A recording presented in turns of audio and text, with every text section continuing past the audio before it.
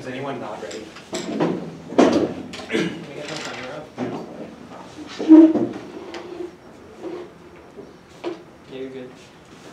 The Middle Passage symbolizes transformation for humans to slave in the 17th, 18th, 19th century, creating a legacy of slavery which has created structural fractures between the black and anti-black Americans. Our genealogy of the effects of the immigrant binary between white and non-white citizens is key to understanding the psychic exclusion, the racial state enforced in Context 11, the legacy of slavery raises ahead and structural disparities between black and non-black Americans, African Americans, fraud, relationships to civil society, and notion of abjection and impossibility that are often associated with blackness. These factors of the fall in the Middle Passage, the experience is understood to be symbolic and crucial. The transformation of humans into slaves was a concerted effort to divest these Africans of any shred of their humanity. I think whites are very committed to the Ellis Island narrative. The Ellis Island narrative emphasis on suffering and racial institutionality apparently compels an inevitable and ambivalent dissatisfaction with blackness. Whites use blackness as a metaphor to describe the ways in which non-white or off-white immigrants were set and positioned upon the arrival of the U.S. in an interstitial order in which they were interstitial subjects suspended between whites and whites not only disavow the ways in which they benefit from structure, second manifestation, racial preference, but go on to borrow the rhetoric of grievance from civil rights struggle and often turn the language around and assert that it's ostensibly ill-deserving blacks who are responsible for the grievances of the depriving ostensibly well-deserving whites of their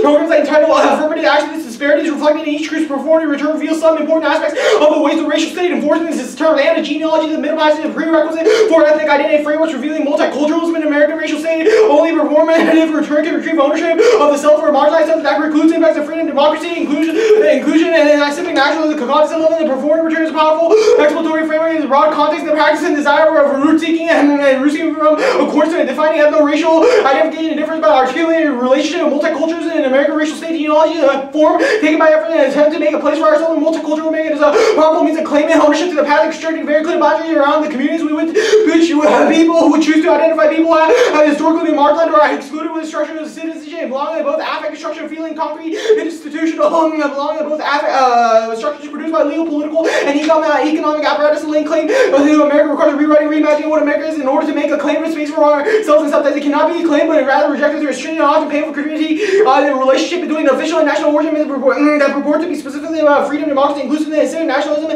but in fact are predicated on histories of genocide, slavery, exclusion, oppression, and social death. And by taking a journey to the past, we can consider the affect and effect of the past events to identify the historical, social, political, and cultural construction built by adopting a narrative of the marginalized identity to witness the construction of the racialized subject that has created the subject in existence. That's colon 13. The marginalized identity and experience require different ways of looking, reading, writing, understanding, which can be achieved through recognizing access to different sites, locations, places, spaces, and speakers, text, and ways of looking what such productive and different locations, adjusting and against is critical consideration and time, but not time in the traditional chronological sense. Time is so much more complicated because quality, quantity, and location are not singularly easily fixed. The ability for a reader and viewer to write it to delay or suspend time in the present moment to create a space or location for the witness in the construction of the racialized subject identity require returning to the past forces acting on the subject are historically, personally, socially, politically, culturally fixed and layered, and those forces are often influenced by infinite and arbitrary equity construction such as but not limited to gender, sexual orientation, class, language, age, nationality, space, and place. The reader and viewer can take a journey to the past and consider the affect and effect of the past event which created and creates the meaning of the significance of the present subject. And the Middle Passage is not a site of pure racialized violence, constricted queer slaves and blended and experienced all currents of struggle, isolating races, the sole influence in social relations, fundamental misreading of history as simply ocean water is the first thing that is unstable. Confluence of race, nationality, sexuality, gender. The Black Atlantic has always been the queer land and queer relationships were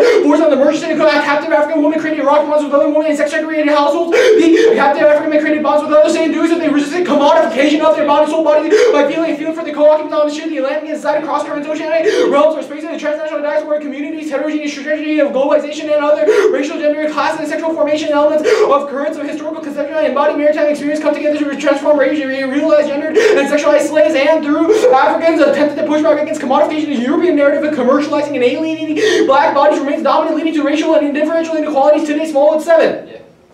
The slave ship at sea produced two narratives of the experience. The dominant European narrative of a ship at a high-tide maritime commercial endeavor as the African captains like the culture of maritime travel that the ship produced an experience without direction or destination. It was here on the ocean crossing the commodification most effectively muted the African subject and produced a desired object fully alienated and available for exploitation in the American marketplace. The slave ship produced an African-American narrative of persistent lonely attempts among the captives to continue the function of its person possessing independent will, women who exhausted themselves to attend their baby, his captives who care for one one of the such simple acts demonstrated a determination to live as humans rather than to exist as objects.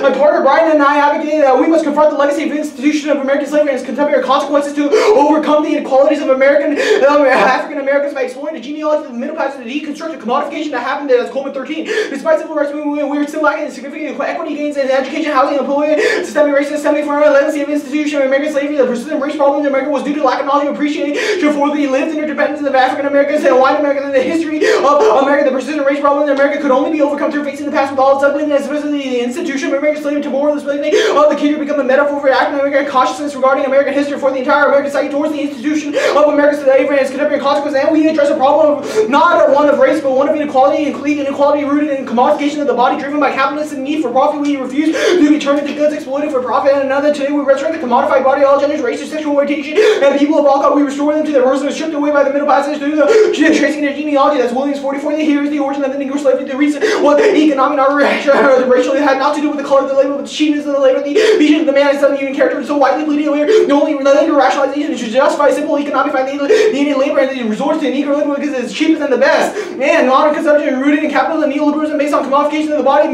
found in the Middle Passage. That's McLeod 13. The introduction of neoliberal economic ideology and capital notion of maximizing efficiency and production has subjugated the environment to limitless growth and potential of capitalism. The arrival of free or near free market research and tangible globalization and cheap labor produces a cycle of exploitation. And capitalism is the root cause of racism and inequality and the experience of Middle Passage accelerated the commodification of non-whites through the diaspora. That's tailored to racism and originated with capitalism history proves the project race.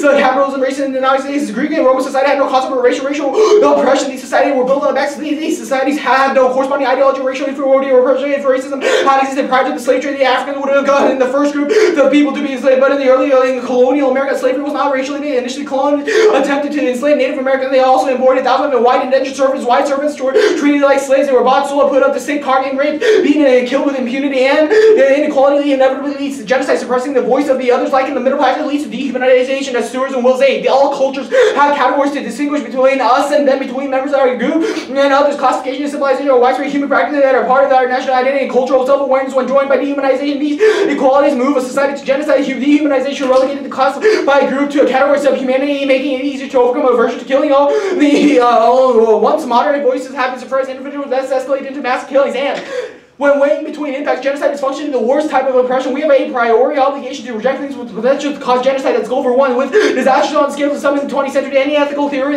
which either justifies or can give no help in avoiding it is inadequate. The thought of never again is more compelling than any abstract or ethical principle. If persuaded and otherwise a convincing theory could justify genocide, we should, without hesitation, give up that theory and reconstructing ethics and revulsion against these things has a central place. Open to see it.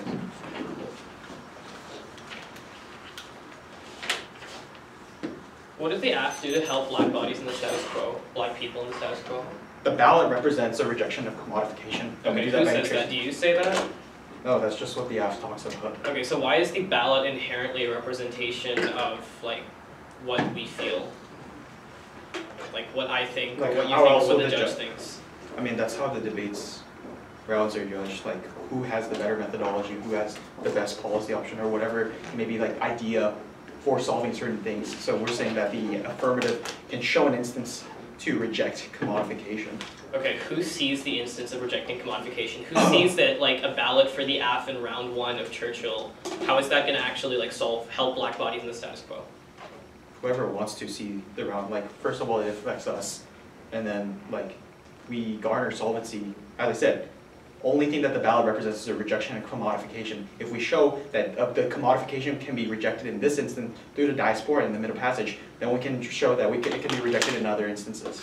Okay, cool. So all the AF wants is to deconstruct commodification through discussion, correct?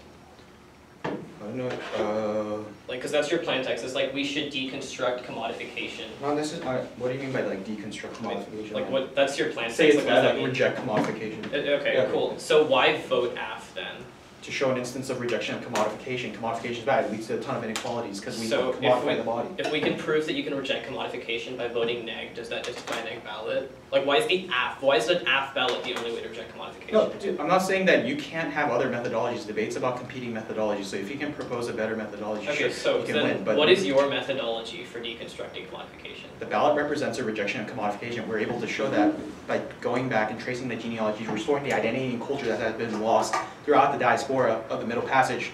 And by when we restore culture and identity, we're able to show what exactly commodification and our capitalistic mindset has done. Wait, how do to you bodies. Restore cultural and how does the judge restore No, cultural no, we're not identity? doing. No, we're saying, as I said, it's just that we think that the affirmative is a good idea. We're not doing we're not doing anything for anyone.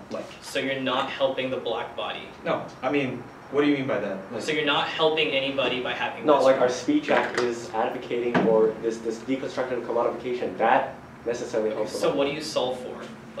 We solve for all forms of inequality. You solve for all forms of inequality. So how do you wait? What? How do you solve for inequality in the status quo?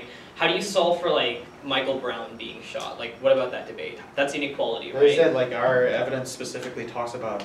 Wait, so but you said you solve through the ballot. How does the judge writing his name on the ballot affect anything that's going on in the real world? We would argue that it's functionally better than the status quo, and we become the better decision makers by saying, hey, look at the thing that our consumptive and capitalistic mindset did. It's all about who creating decision making. So we are able to garner that through the app. Alright.